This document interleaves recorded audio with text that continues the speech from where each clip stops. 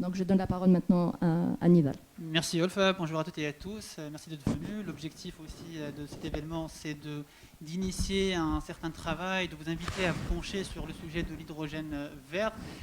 En réalité, ça ne relève pas d'un choix de la Fondation, c'est plutôt un sujet qui s'est imposé à nous, parce que d'une part, il y a le travail du ministère de GIZ sur le sujet, il y a le travail sur une stratégie nationale quand même, et il y a cet engouement mondial.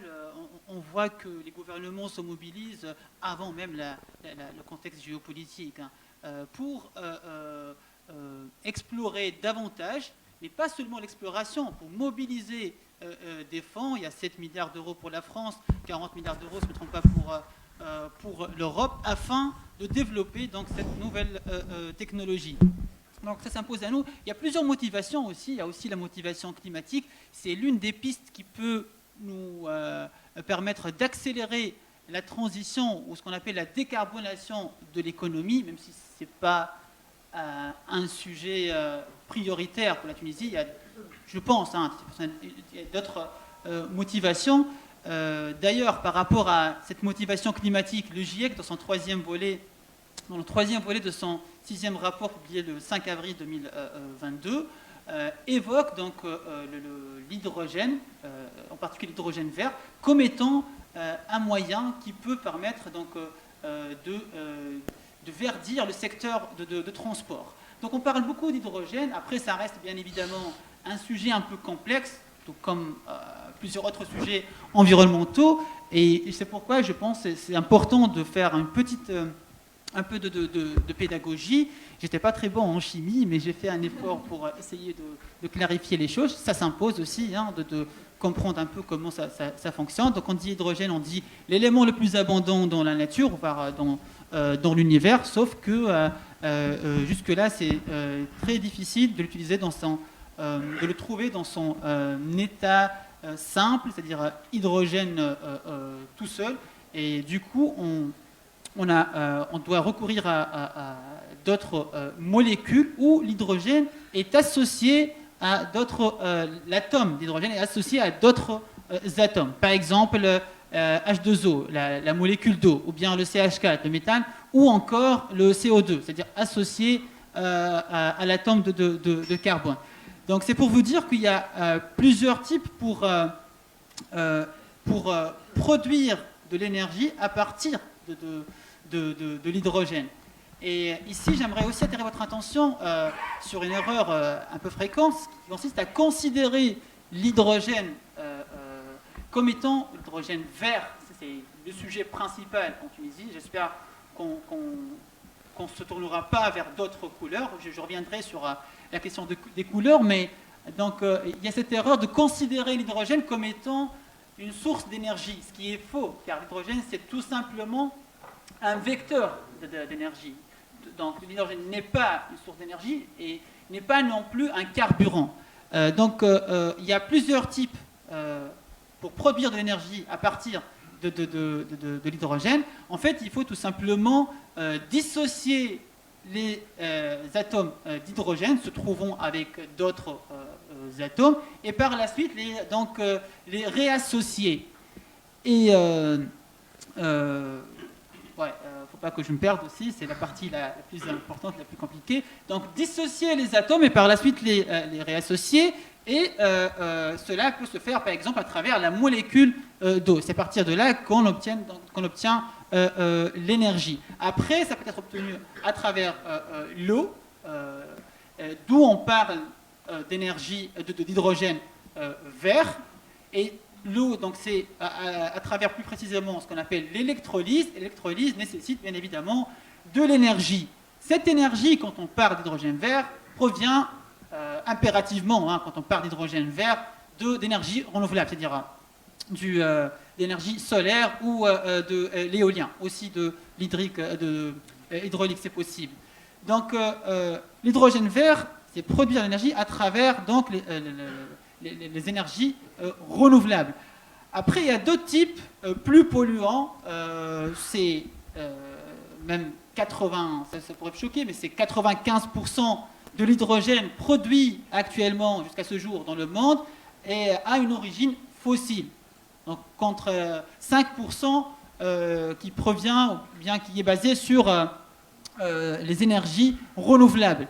Donc vous pouvez aussi comprendre que c'est plus facile en termes de technologie, mais aussi c'est moins coûteux d'obtenir de l'énergie en dissociant une molécule de CH4 ou bien de CO2 qu'en dissociant une molécule d'eau, donc de CH4 ou de méthane, de CH4 ou bien de CO2, voilà.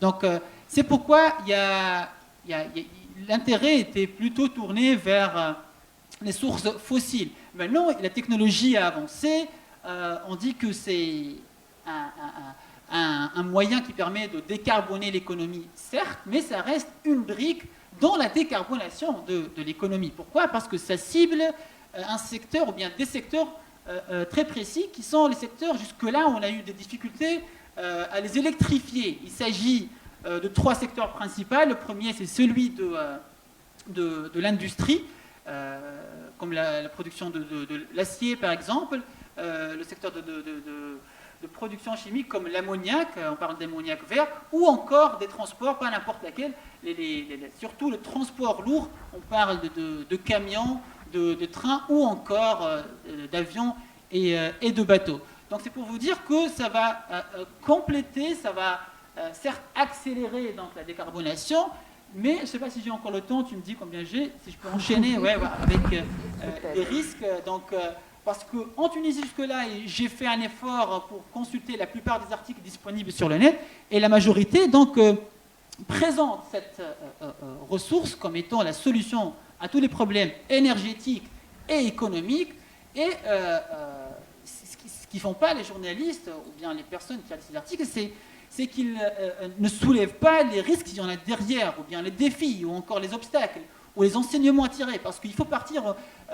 moi, je préfère fonder mon propos sur un constat qui est que jusque-là, on a échoué dans la transition énergétique, étant donné qu'on n'a pas atteint les objectifs escomptés en 2020 et qu'on est loin encore de l'objectif de 2030, et encore, on a échoué dans un autre...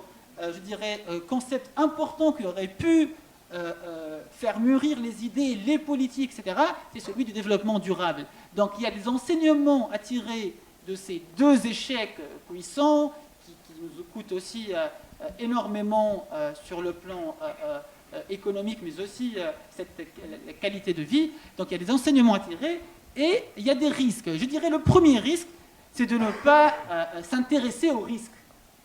Parce que jusque-là, le débat autour de l'hydrogène s'est fait dans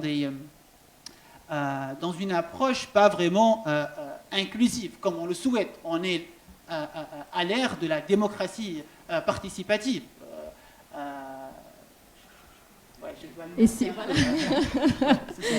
non, j'aime bien ton engouement aussi, Maintenant, tu es entré vraiment dans le vif du sujet et on va revenir sur plusieurs points dont tu as mentionné. Mais maintenant, tu as encore 1 minute pour revenir un peu sur les recommandations d'ordre, surtout cette question de ressources en eau. Et comme on a dit, on a regroupé un peu aussi ces recommandations d'ordre environnemental, social et économique. Si tu peux partager un peu avec le public ces recommandations, parce qu'on va revenir sur une partie des recommandations avec Zied, et on va débattre encore de cette question de risque et de mitiger les risques, comme l'a dit Tania, mais on en parlera de ça dans d'autres parties du débat. Donc si tu peux revenir sur les recommandations du papier rapidement.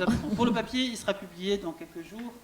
Cet après-midi même, cet après-midi, on va le publier en arabe, en français et en anglais. D'accord. Par rapport aux recommandations, donc il y a des recommandations qui... porte sur le fait que le développement de cette technologie, bien l'orientation vers l'hydrogène vert, doit tirer les enseignements des échecs précédents dans le secteur des énergies renouvelables et surtout permettre aux populations locales de prospérer, de développer une économie locale là où on va développer des projets.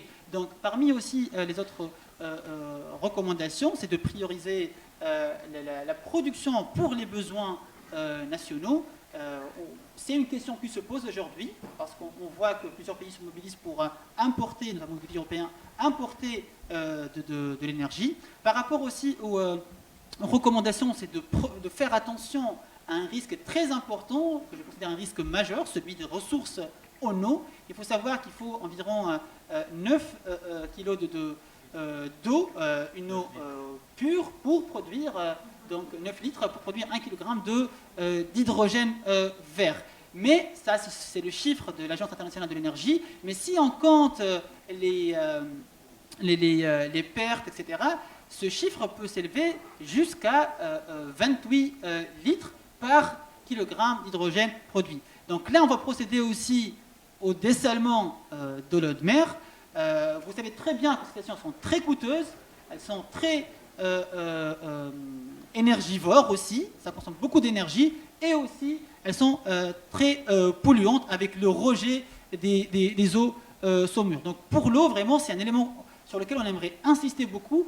La disponibilité des terres, on a vu aussi en 2020 ou 2021, j'ai oublié, donc c'était à l'époque de Michichi, où on a donc consacré des terres très peu fertiles pour le déploiement de l'énergie.